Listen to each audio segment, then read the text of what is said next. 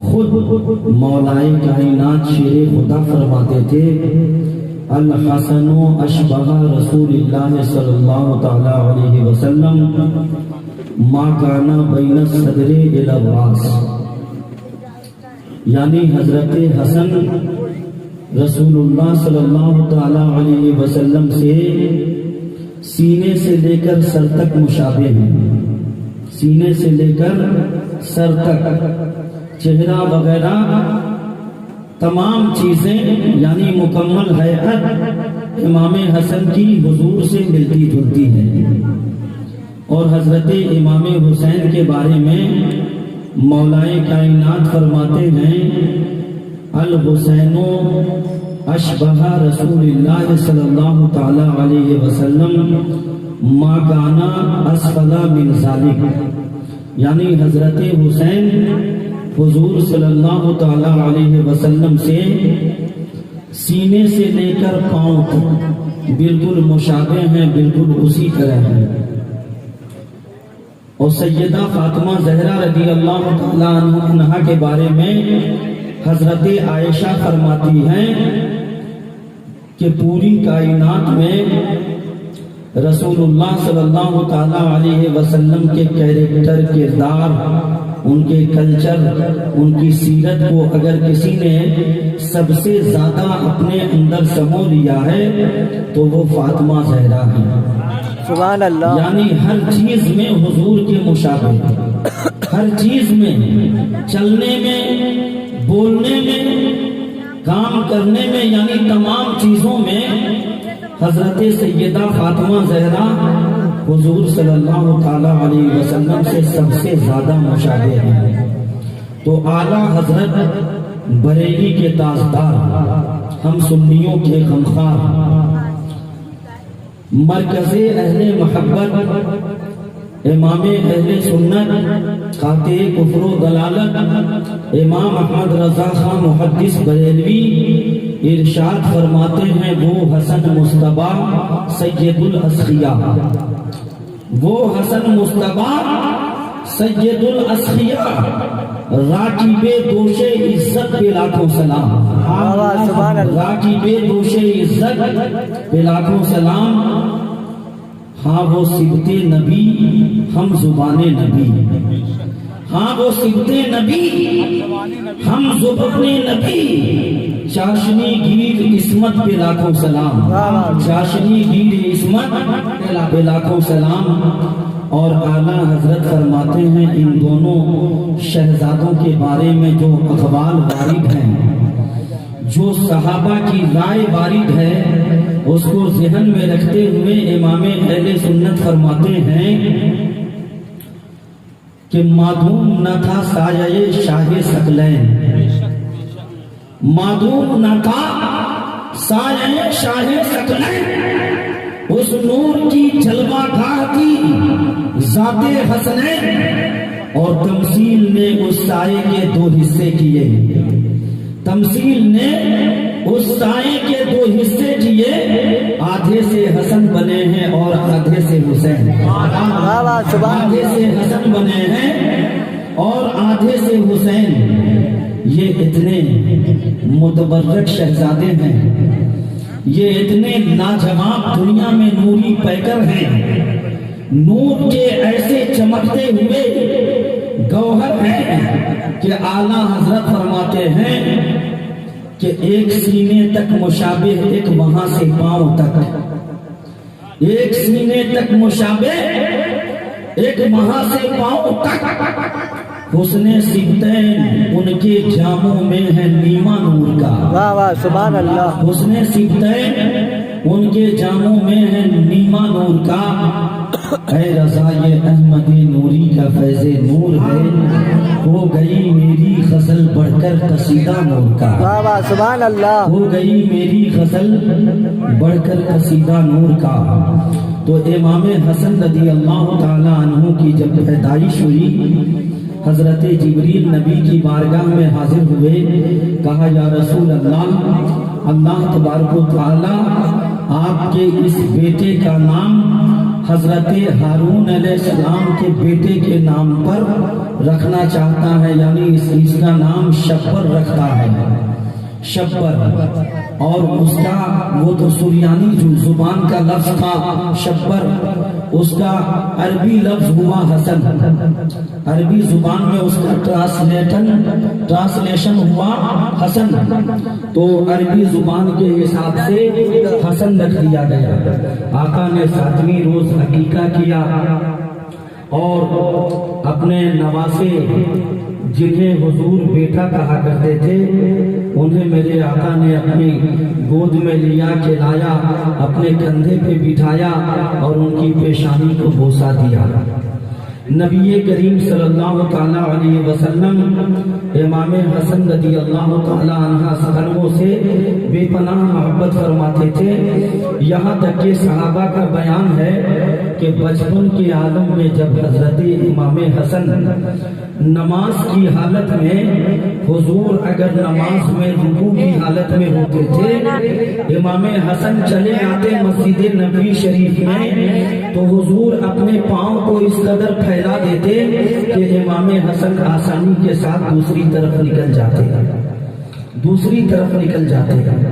پھر حضور اگر سجدے کی حالت میں ہوتے، امام حسن چلے آتے، حضور کے کندھے پہ بیٹھ جاتے، حضور کی پشت پہ سوار ہو جاتے تو حضور انہیں ہٹاتے نہیں تھے۔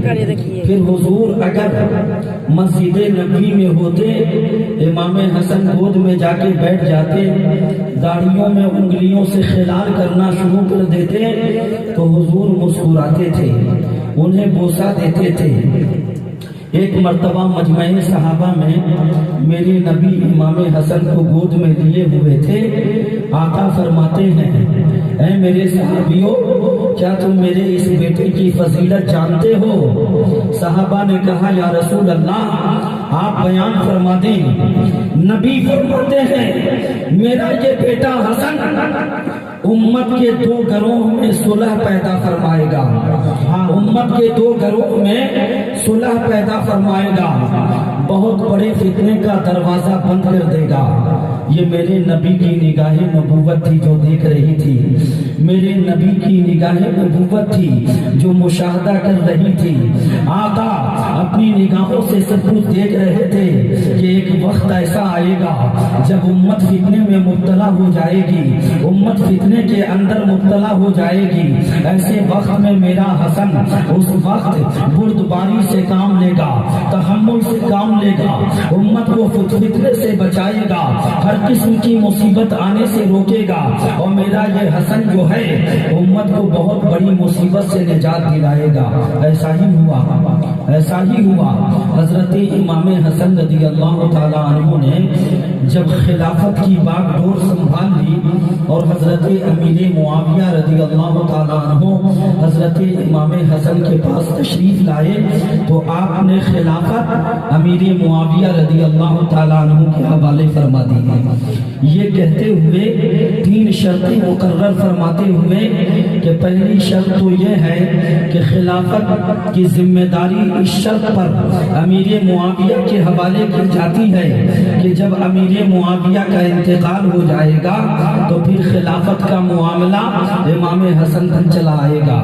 دوسری شرط یہ ہے کہ اہل مدینہ، اہل حجاز، اہل عراق سے حضرت علی کے زمانے کے مطابق جو ہے زمانے کے متعلق کوئی مواخذہ نہیں کیا جائے گا، کوئی پوچھ گچھ نہیں کیا جائے گا۔ تیسری شرط یہ ہے کہ ہمیشہ امیر معاویہ امام حسن کو معاوضہ دیا کریں گے، اپنی جانب سے وظیفے دیا کریں گے۔ یہ تینوں شرطیں جو ہیں لکھ دی گئیں اور اس طریقے سے مسلمانوں کے بہت بڑے گروہ میں آپسی تضاد کو امام حسن نے بچا لیا، آپسی جھگڑے جھگڑے کو امام حسن نے بچا لیا۔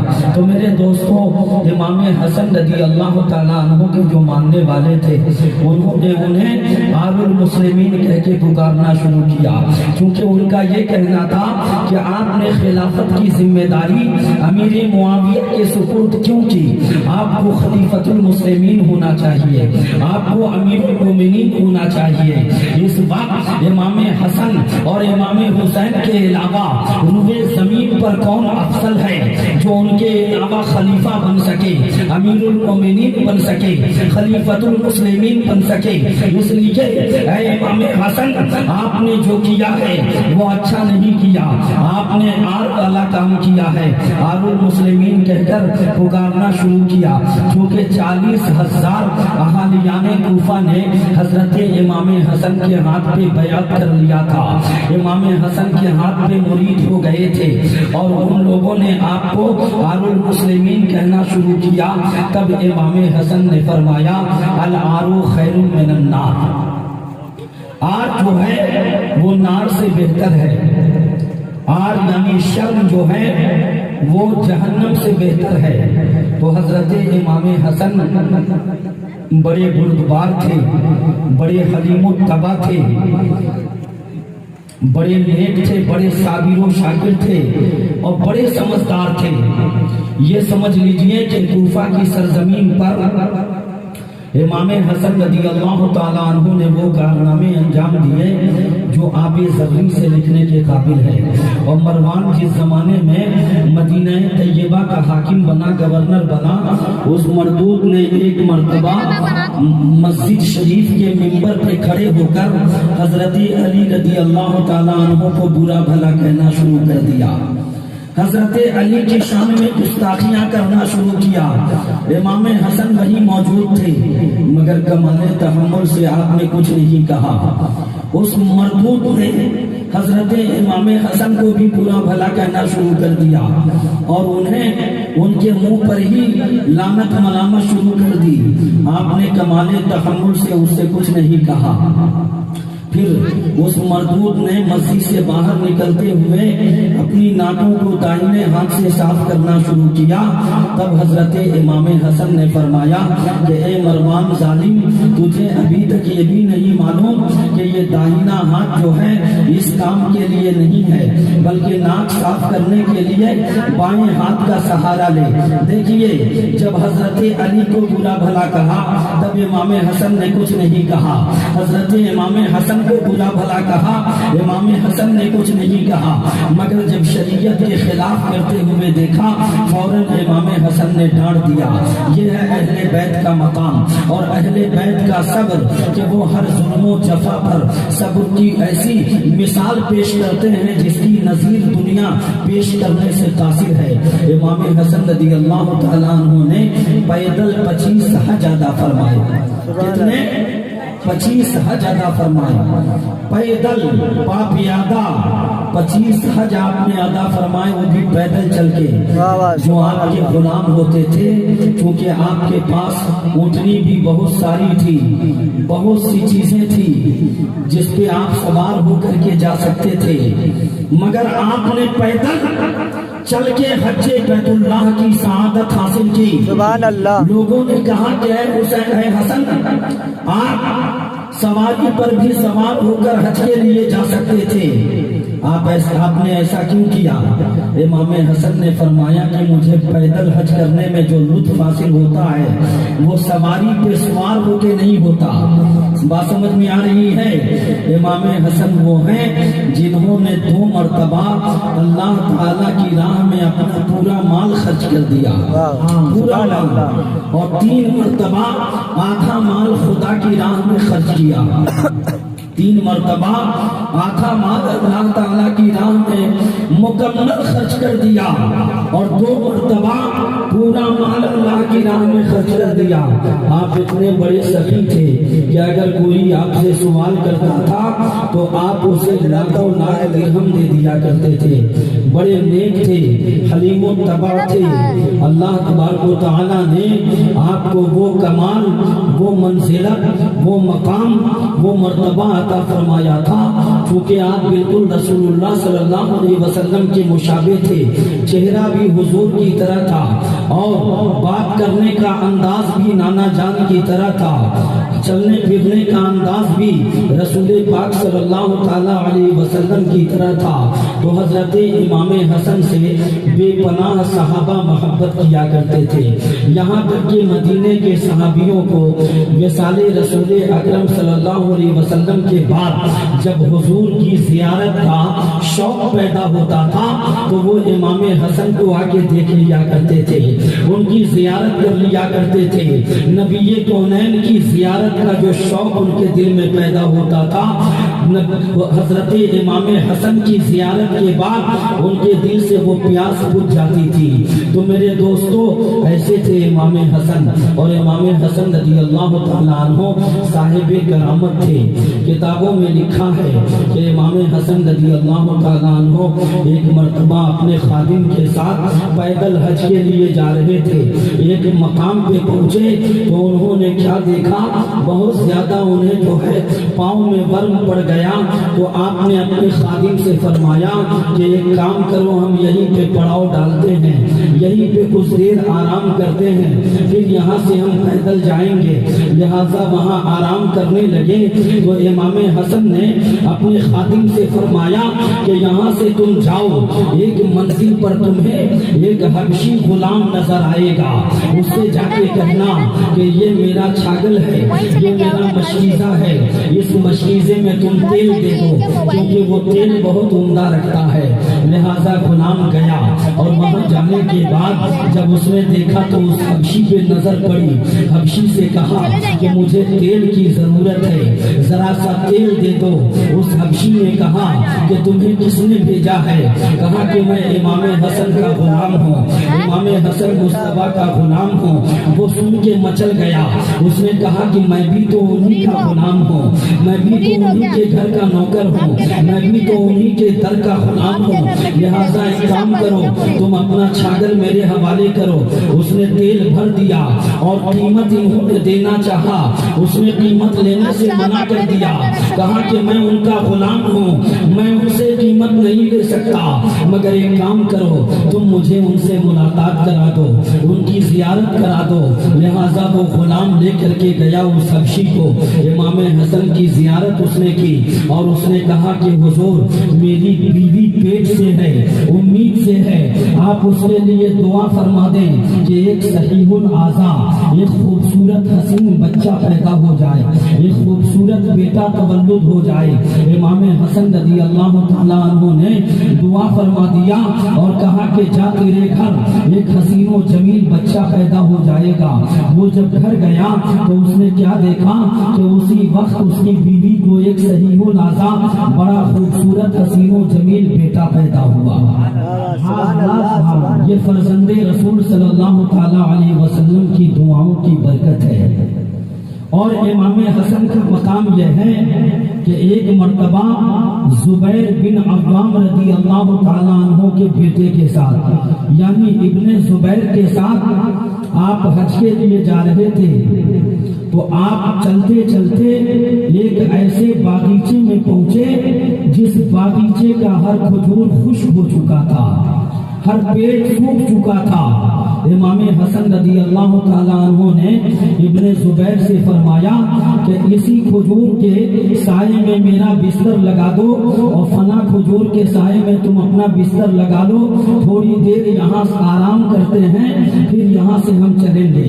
اب ابن زبیر سوچنے لگے، ان کے دل میں خیال پیدا ہوا کہ کتنا ہی اچھا ہوتا کہ اگر یہ باغ کے کھجور جو ہیں وہ سرسبز و شاداب ہوتے اور ان میں تازہ کھجوریں ہوتی تو ہم کھا کر کے اپنی پیاس اور بھوک بجھا لیا کرتے۔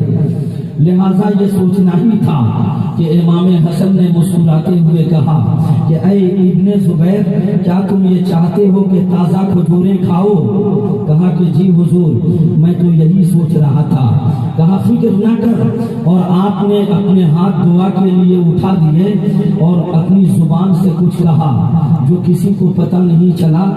آپ نے ہلکی آواز میں دبی زبان میں رب کی بارگاہ میں کچھ پیش کیا فرمایا. ابن زبیر فرماتے ہیں کہ دیکھتے ہی دیکھتے فوراً ایک درخت ہرا بھرا ہو گیا اور اس میں تازہ کھجوریں لگ گئی جو کھجوروں سے لبالب بھر چکا تھا. ہم نے اس میں سے تازہ کھجوریں توڑ کے کھایا اور ہم نے اپنی بھوک کا سامان فراہم کیا. تو یہ دیکھ کر کے ابن زبیر حیرت میں پڑ گئے. کہا یہ کیسے ہو گیا؟ سارے درخت سوکھے ہوئے ہیں, بالکل خشک ہیں, اور اچانک یہ درخت ہرا بھرا ہوا, اس میں تازہ کھجوریں پیدا ہو گئیں. یہ کیسے ہو سکتا ہے؟ یہ تو لگتا ہے کہ خدا کی قسم کوئی جادو ہو گیا. تو امام حسن نے فرمایا کہ نہیں اے ابن زبیر, یہ جادو نہیں ہے, یہ اللہ تعالیٰ نے اپنے محبوب کے شہزادے کی دعا پر یہ تمہیں عطا فرمایا ہے. یہ انعام خدا بندی ہے. اب وہاں سے کھجوریں کھا کے پھر حج کے لیے روانہ ہوئے. تو حضرت امام حسن رضی اللہ تعالیٰ عنہ اس مقام کے ہیں, اس مرتبے کے ہیں کہ اللہ اکبر کبیرہ, اللہ اکبر کبیرہ. اتنی عظیم شخصیت امام حسن رضی اللہ تعالیٰ عنہ کی ہے. نبی کریم صلی اللہ تعالیٰ علیہ وسلم ایک مرتبہ امام حسن کو کندھے پہ سوار کر کے لیے جا رہے تھے, کیونکہ اپنے نوازوں کو تو حضور کندھے پہ سوار کیا کرتے تھے. ایک طرف حضرت امام حسن ہے, دوسری طرف امام حسین ہے, سوار کر کے حضور لے کے جا رہے ہیں. حضرت عمر کی نظر پڑی اور ایک روایت میں ہے کہ کسی اور صحابی کی نظر پڑی. کہا کہ کتنی اچھی سواری ہے, نعم المرکب یا رکبتا, نعم المرکب رکبتا یا غلام. اے بچے تیری سواری کتنی اچھی ہے, تو کتنی اچھی سواری پہ بیٹھا ہوا ہے. اتنا کہا ہی تھا کہ نبی نے فرمایا نعم الراکب, اے صحابی یہ بھی تو دیکھ کہ سوار جہاں اچھا ہے, سواری جہاں اچھی ہے, وہاں سوار بھی تو بہت عمدہ ہے. جو سوار ہے وہ بھی تو بہت عمدہ ہے, وہ بھی تو بہت عظمت والا ہے, وہ بھی تو بہت مقام والا ہے. یہ میرا نواسا ہے, یہ میرا فرزند ہے, یہ میری بیٹی کا بیٹا ہے, جس پر میں نے اپنے بچوں کو قربان کر دیا, جس پر میں نے اپنے بیٹوں کو قربان کر دیا, جس پر میں نے اپنے بیٹوں کو قربان کر دیا. تو میرے دوستو نواسوں سے اس قدر نبی پیار فرماتے ہیں, یہاں تک کہ میرے دوستو نواسوں سے اس قدر نبی پیار فرماتے ہیں کہ حضرت ابن حجر مکی رحمت اللہ تعالی علیہ بیان فرماتے ہیں کہ ایک مرتبہ امام حسن اور امام حسین رضی اللہ تعالی عنہ کو نبی نے دونوں بیٹوں کو, دونوں شہزادوں کو, دونوں نواسوں کو کشتی لڑنے کا حکم دیا. نواسوں تم آپس میں کشتی لڑو, تم آپس میں کشتی لڑو. تو جب دونوں نواسے کشتی لڑنے لگے, جب دونوں آپس میں کشتی کے لیے تیار ہوئے, تو حضور نے حضرت حسن سے فرمایا کہ اے حسن حسین کو پکڑ لو, اے حسن حسین کو پکڑ لو. حضرت سیدہ فاطمہ زہرا دیکھ رہی تھی. کہا کہ ابا حضور آپ بڑے سے کہہ رہے ہیں کہ چھوٹے کو پکڑ لو, یہ کہاں کی دیانت ہے, یہ کہاں کی سمجھداری ہے. ابا حضور آپ کو تو چھوٹے سے کہنا چاہیے کہ بڑے کو پکڑ لو. نبی مسکراتے ہیں اور فرماتے ہیں کہ بیٹی فاطمہ, میں تو یہاں حسن سے کہہ رہا ہوں کہ حسین کو پکڑ لو, دوسری طرف جبریل کھڑے ہیں, وہ حسین سے کہہ رہے ہیں کہ حسن کو پکڑ لو, وہ حسین سے کہہ رہے ہیں کہ حسن کو پکڑ لو.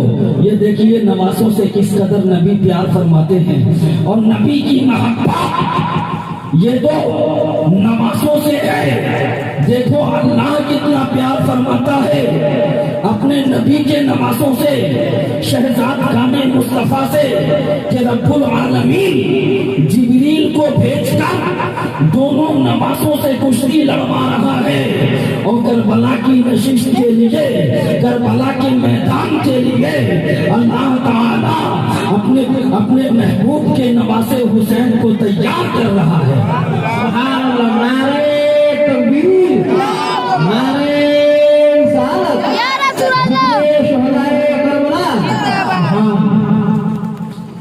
ایک سینے تک مشابہ ایک وہاں سے پاؤں تک حسن صفتین دونوں کے جانوں میں ہے نیما نور کا۔ تو میرے دوستو یہ امام حسن کا مقام ہے۔ امام حسن رضی اللہ تعالیٰ عنہ نے حضرت امیر معاویہ کے حوالے تخت خلافت دے دیا۔ اب دیکھیے کہنے کا مقام یہ ہے کہ یہاں ایک بات قابل غور ہے کہ امیر معاویہ کون ہے؟ امیر معاویہ کس کو کہتے ہیں؟ یہ امیر معاویہ رسول پاک صلی اللہ تعالیٰ علیہ وسلم کے صحابی بھی ہیں اور حضور کے کاتب وحی بھی ہیں اور حضور سرور کائنات صلی اللہ تعالیٰ علیہ وسلم کے حقیقی سالے بھی ہیں۔ حضرت امیر معاویہ کو حضور سے کئی نسبت حاصل ہے، کئی نسبت حاصل ہے، کئی فضیلت حاصل ہے، کئی مقام و مرتبہ حاصل ہے۔ یہ حضرت امیر معاویہ ہیں جن کو نبی کریم صلی اللہ تعالیٰ علیہ وسلم نے بڑا مقام عطا فرمایا، اور حضرت امیر معاویہ کی حقیقی بہن ام المومنین حضرت ام حبیبہ بنت ابو سفیان رضی اللہ تعالیٰ عنہ حضور سرور کائنات صلی اللہ تعالیٰ علیہ وسلم کی زوجہ محترمہ ہیں اور دنیا کی تمام مومنوں کی ماں۔ رحمت اللہ تعالیٰ علیہ نے مثنوی شریف میں خال المومنین کے لقب سے نوازا۔ خال المومنین، مومنوں کے ماموں۔ کیا فرمایا؟ مومنوں کے ماموں، یعنی مومنوں کا ماموں ان کو کہا گیا۔